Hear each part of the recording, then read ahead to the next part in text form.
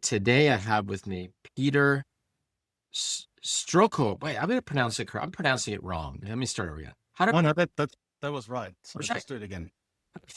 today I have with me Peter Strohkorb. Okay. And so Peter has a tremendous amount of experience in sales over 20, 30 years, calling us from Australia. Welcome to the show.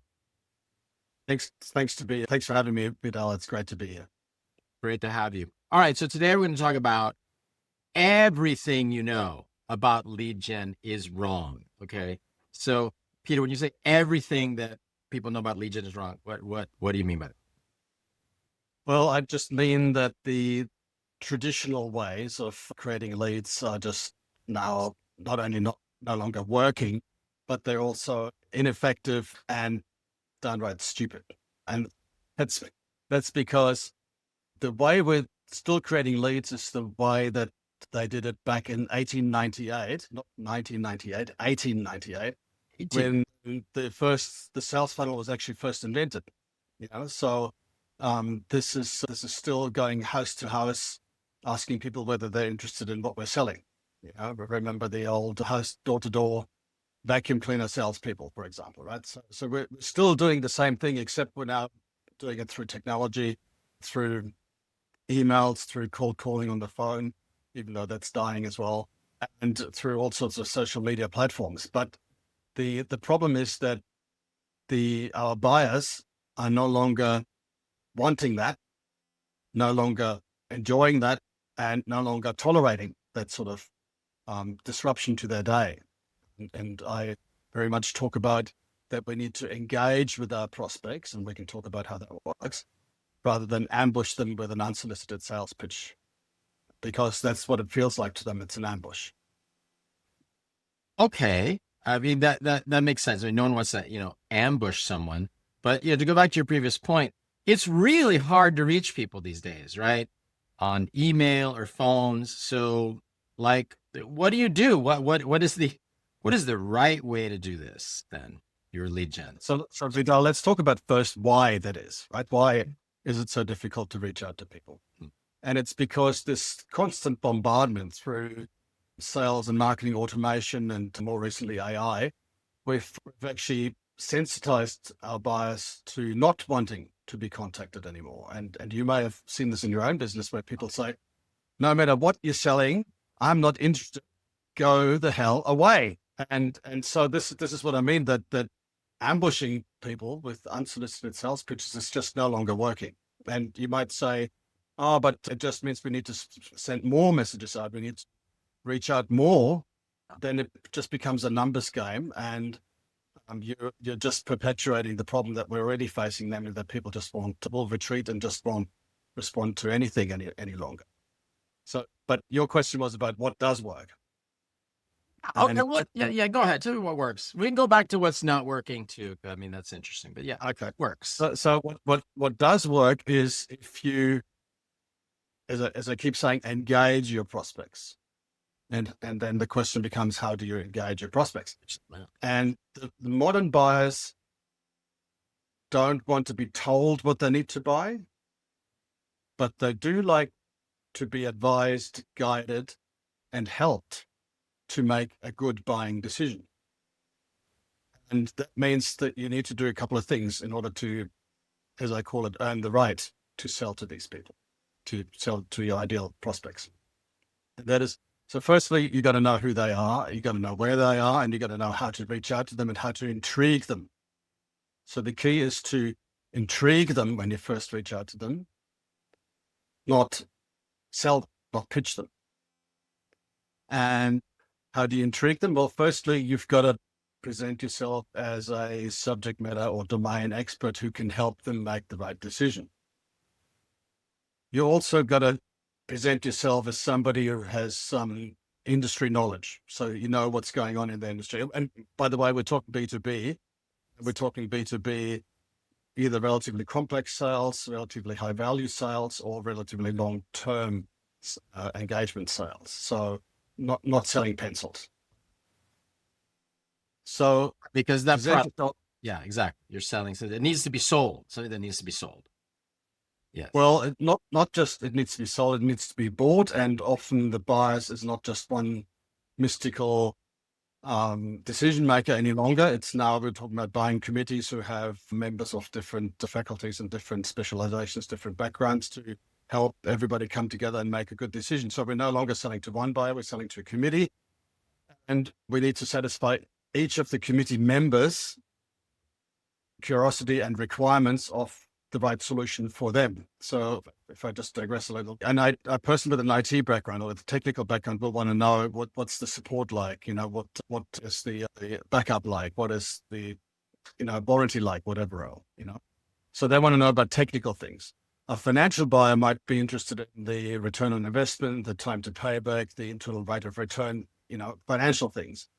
And an end user committee member might say, well, how long will it take for me to learn this thing? How long will it take for me to climb up this learning curve so I can be proficient at it?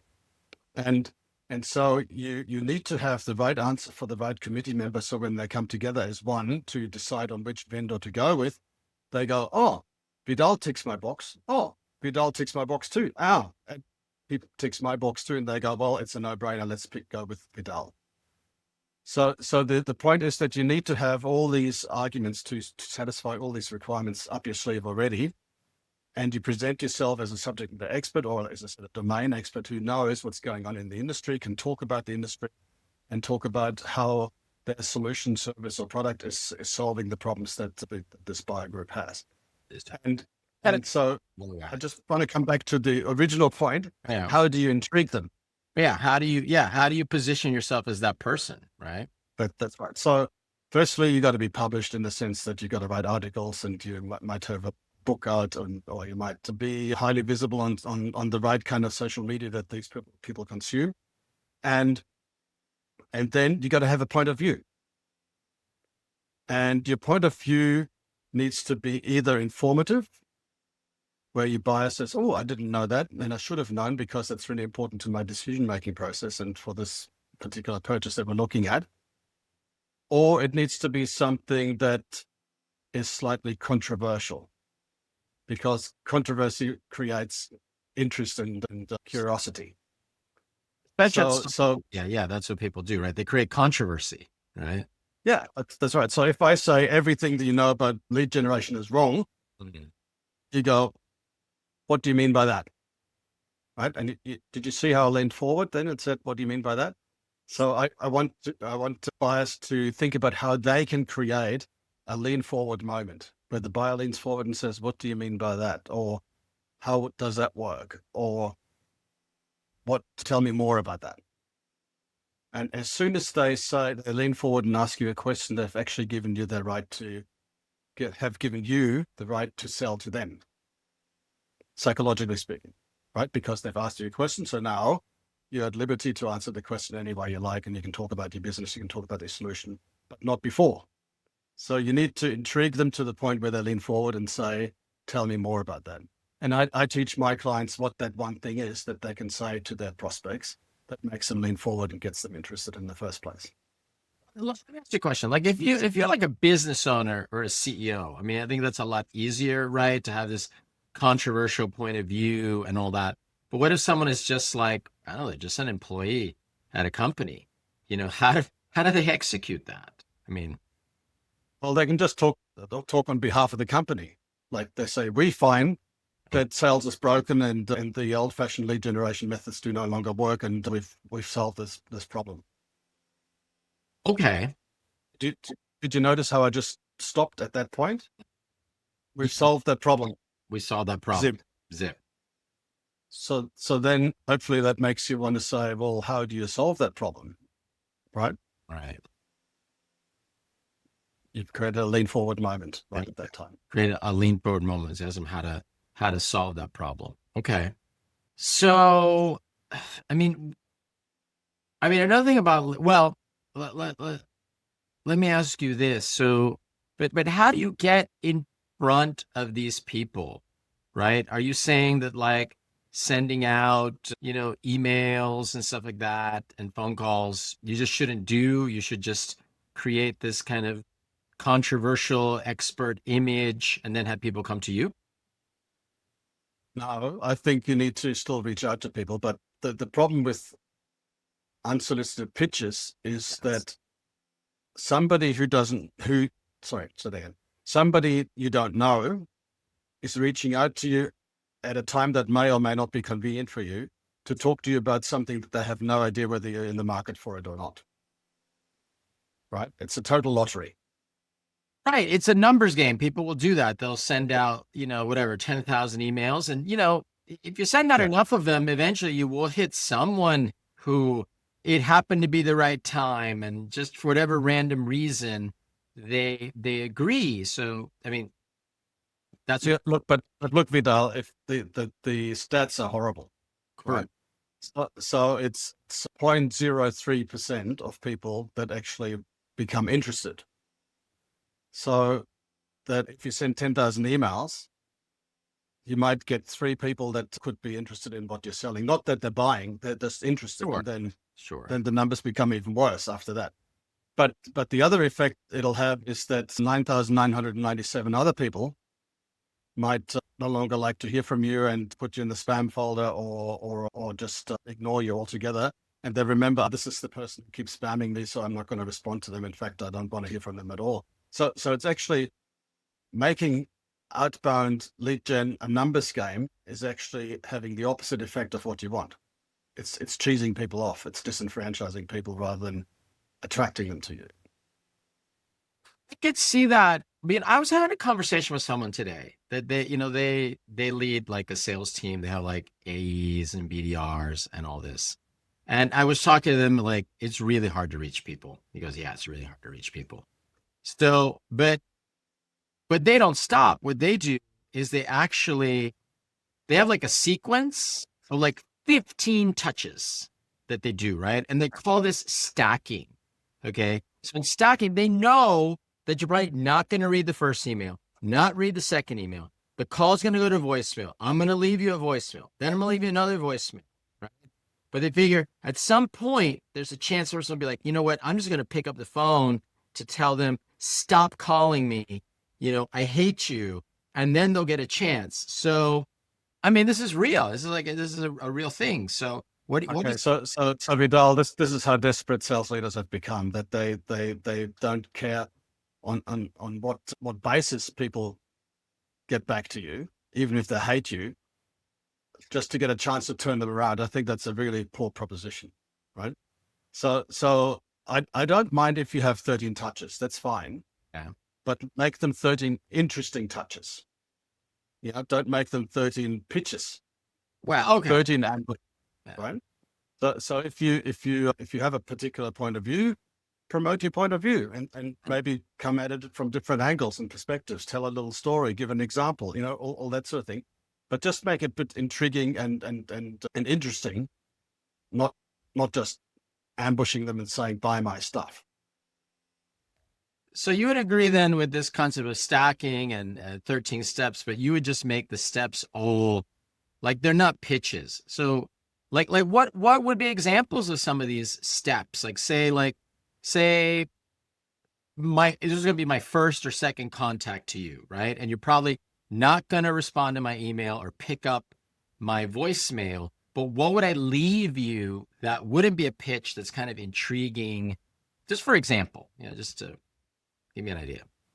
So if we're talking about me personally in my business, I have a whole number of articles. I think there's about 124 or something like that I could point to that each make a point of view, that each give a point of view, each make a point.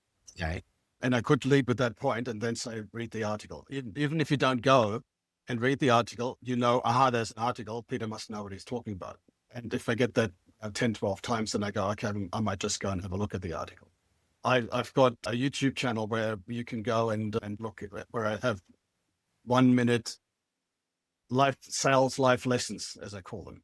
So I just make one point in 1 minute, and you can just go and look at it. And it's aimed at business owners and sales leaders to just learn from my 30 years experience in business myself.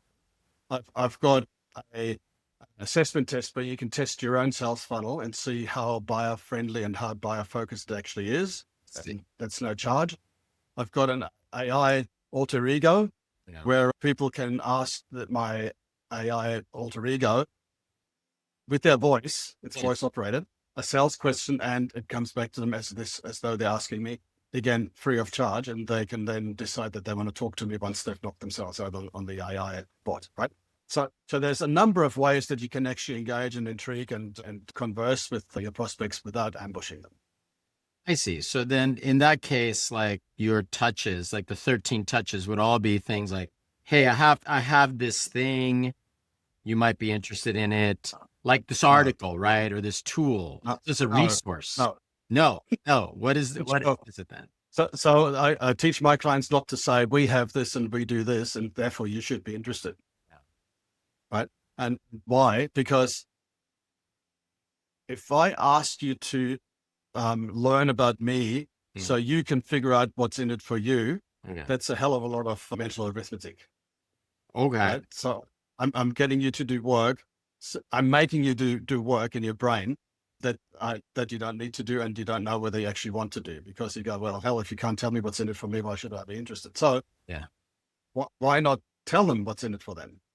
Right? So I wouldn't say, I've got this article, you should read it. I've got, in this article, I'm making this point of view. If you want to know more, have a look.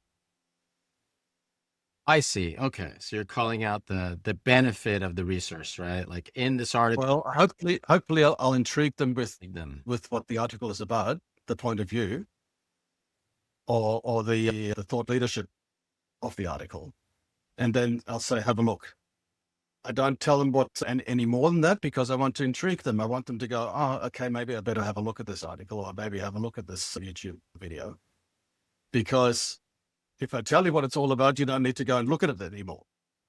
So I still want you to engage, and I still want to intrigue you, and I still want you to want to talk to me eventually. Okay. Okay. Got it. I think that's a very good distinction. So since you're talking about, creating, well, there's so many ways we could take this question, right? I wanted to ask about like all these, AI tools, right, that people create, right? There's AI tools to research people. There's AI tools to email them, to call them on the phone. But you could also use them to create this kind of material, right? Like you see a lot of this material on the internet where people have created these articles. So, what are your thoughts on these tools in the lead gen? Okay, so just like any tool, really, at any app, Mm-hmm. you can use it for good or for evil. Right. Okay. And you can be really brilliant with it, or you can be really lazy with it. And so I don't mind if you use AI to create an article that is about your personal opinion, idea, point of view, thought leadership piece, right? That's what people do.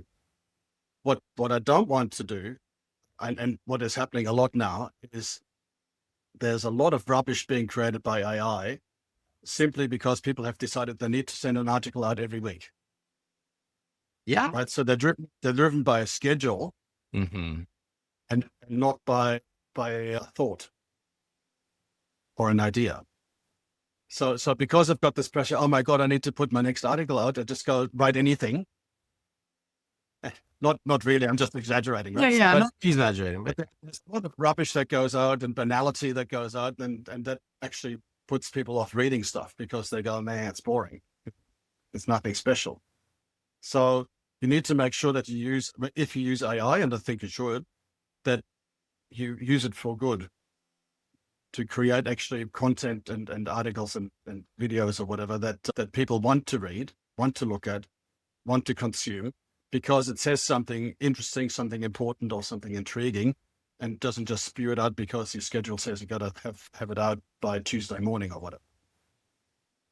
right. I mean, I even see people, they will research like trending topics and things that they think that you'll want to read about, just to have AI write stuff on that. Okay, but that's fine. I have no problem with that, provided that you have an original thought in it that's yours. Okay. Right? But just relying on ChatGPT or whatever to write your article and spew it out because you have a deadline to meet, that's just being lazy, and it's not going to work.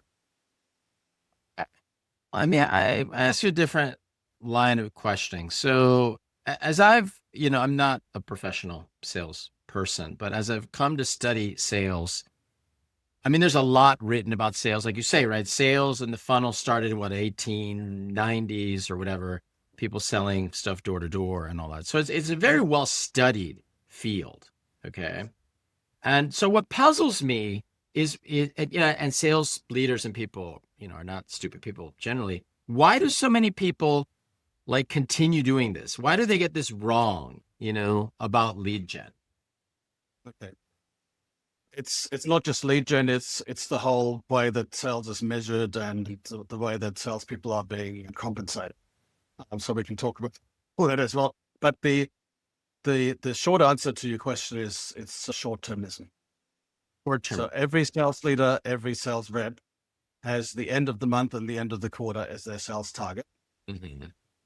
And they need to make their quota or something bad will happen. And so the sales leader will say, we don't have time to change anything because we've got the end of the month coming up. Or I'm actually afraid if I do something different, then things will get worse before they get better.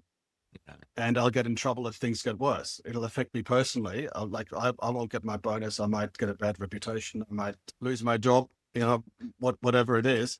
Yeah. But it's basically fear of having a short-term impact, having an impact on the short-term performance that stops people from innovating their sales. So it's a big problem in the industry. A big problem in the industry, right? Because it's very short term, but people are under a lot of pressure. So they're just under so much pressure that they just like, they're just panicking. They're just like, okay, I'm just going to like send out all these things, right? Well, it's kind of like somebody said, they don't like to change the wheels on the car while it's moving. Right.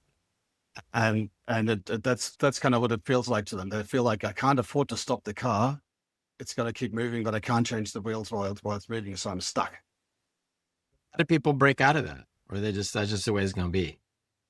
They got to be a leader, not just a manager. They got to go to their boss and say, look, I've got this idea. We might have a bad quarter, but it's going to be like 30% better the next quarter and then the next quarter and the next quarter. So it's worth doing. And here's why I'm proposing it, and here's how I'm going to do it. You're in. Okay. Since we're talking about lead gen, I mean, a lot of people I talked about, that's the number one thing. We need more leads, right? We need more leads. That's like a huge No, thing. you don't need more lead. No. A lot of people I talk to, well, okay. I talk different. You need better leads. Better leads. Okay. We need better leads, right? Or these aren't good leads. Okay.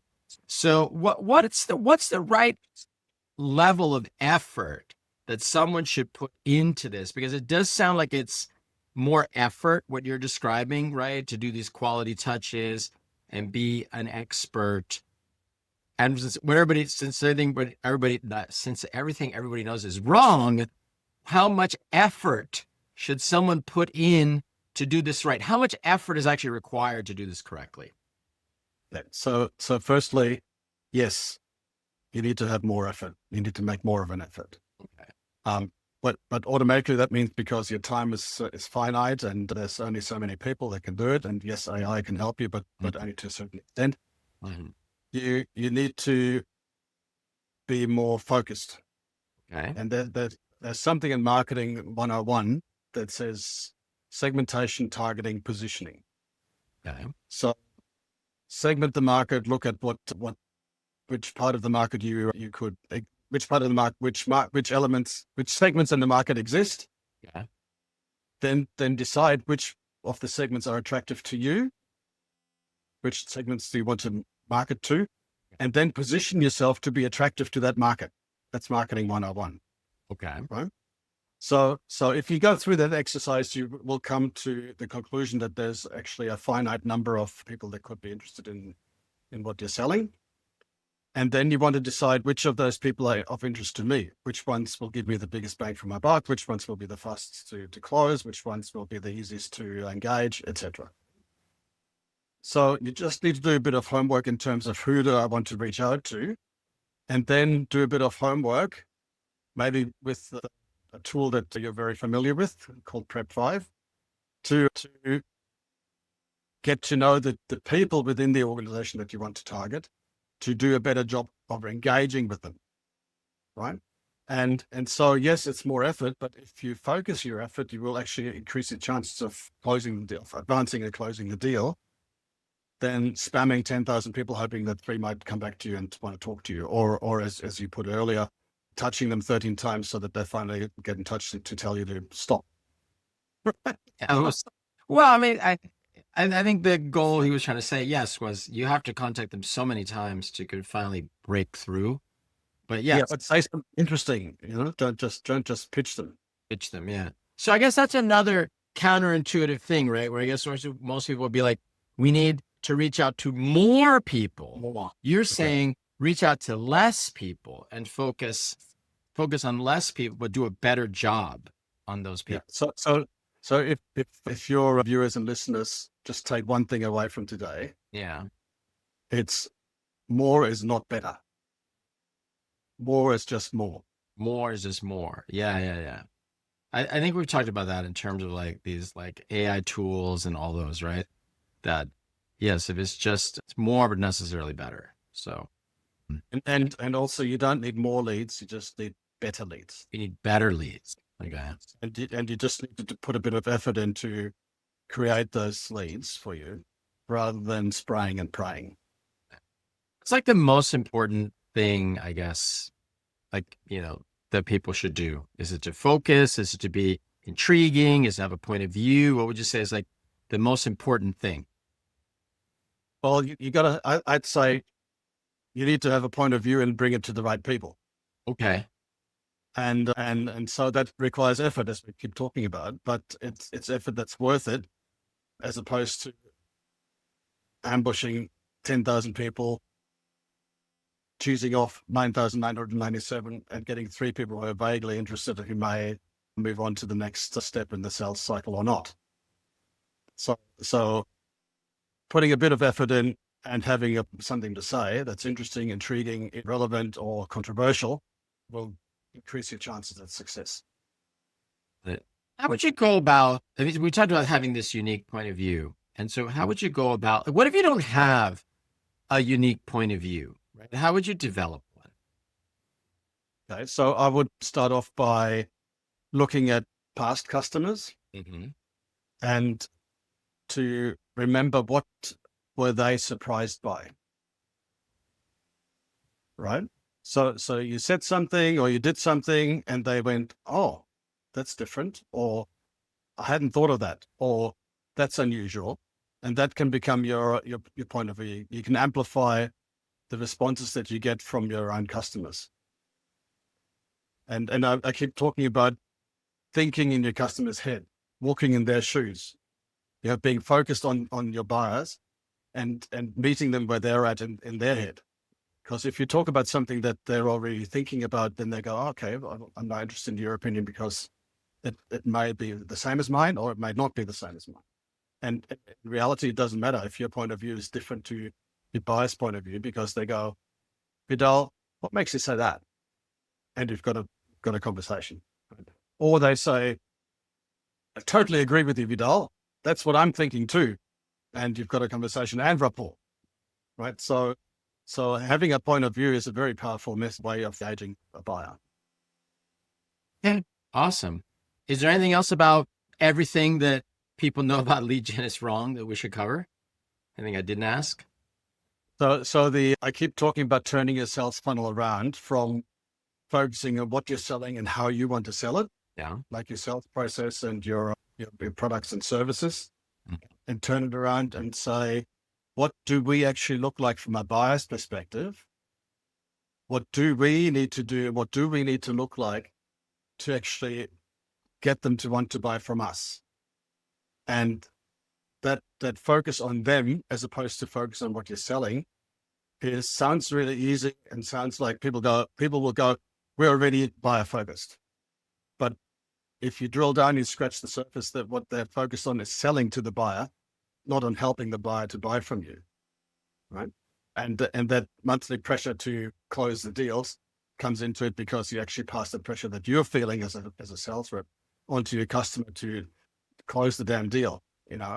But I've heard people say that if it wasn't for the pesky customers, we'd close more deals. Pretty crazy. But So we want to get away from this us versus them scenario, seller versus buyer, and actually figuratively put our arms around the buyer and say, let me help you to make a right decision in making this purchase. Because as we talked about, we're talking about a purchase that's either involving a long-term relationship, a high value, or a complex arrangement. And so the buyers that you're talking to, they want to be very sure that they're getting into bed with the right kind of person, because they're committing themselves to a purchase. And then what I also talk about is that buyers don't just buy with their head. So yes. there's a rational part of the purchase decision. So where they go, okay, this makes sense from a ROI perspective. This makes sense from a business case perspective. It's the right thing at the right time, in the right way. Tick, tick, tick, tick, tick. All business decisions, all rational decisions, all logic. But the people that make those decisions are actually human beings. And every human being, particularly if it's a high value sale or a complex sale or a long-term relationship sale, involves an element of risk. And lots of things could go wrong for me if I make the wrong decision. So therefore, I'm scared of making a decision in the first place. And then I try to conflate that with having a buying committee. So the responsibility is shared. But also, it's actually can stop people from making a decision, because they can stop buyers from making a decision because they're scared of getting the decision wrong. So my point is that as a seller, yes, you absolutely need to address the business case and say this makes logical sense. But also you need to say this is also low risk for you personally, right. decision maker, because of these and these and these things. So I teach my clients what the things are and how to even start that conversation where they talk about the personal benefits and mitigating the perceived risks for the buyer to make that decision to buy from us. That makes sense. Yes. I mean, there's certain, there's fear, right? And they don't want to get, fired or in trouble, or they just buy something that doesn't work for them. I thought for a moment you were going to say too about emotions, that people buy stuff on emotions, which is another thing that people say a lot, right? They buy things on people buy with their head and with their heart, Yeah. and emotions come into it as well. But the biggest emotion in making a purchasing decision is actually fear of getting it wrong. fear. Okay. And you think about, if you get it wrong and you're a middle manager, you might get in trouble with the boss. You could Right? out. Yeah. You might not get the bonus. Yes. You might not get the promotion. You might not get promoted. You might actually lose your job. If I lose my job, oh my God, that means no income. That means I can't bring food on the table at home. I'll be in trouble with the wife. The family will be unhappy with me, and it'll just be stress city all around, right? So a buyer is not just going to make a logical decision based on the business case. They also want to know that they feel safe making that decision to buy from you. That makes sense. Well, Peter, you've been very generous with your time. I really, really appreciate you being here. It's always great to talk with you. If people wanted to learn more about your approach to sales and your advisory, where should they go? What's the best way to reach you? The obvious places, you go to the website at peterstrohkorb.com, you go to LinkedIn, you go to YouTube, you Google me, you put me into ChatGPT, so you will find me if you really want to. Sounds good. I'll put a link in the notes. Thank you so much for your time. It's always great to speak with you. Great to have your company, Vidal. So hold on.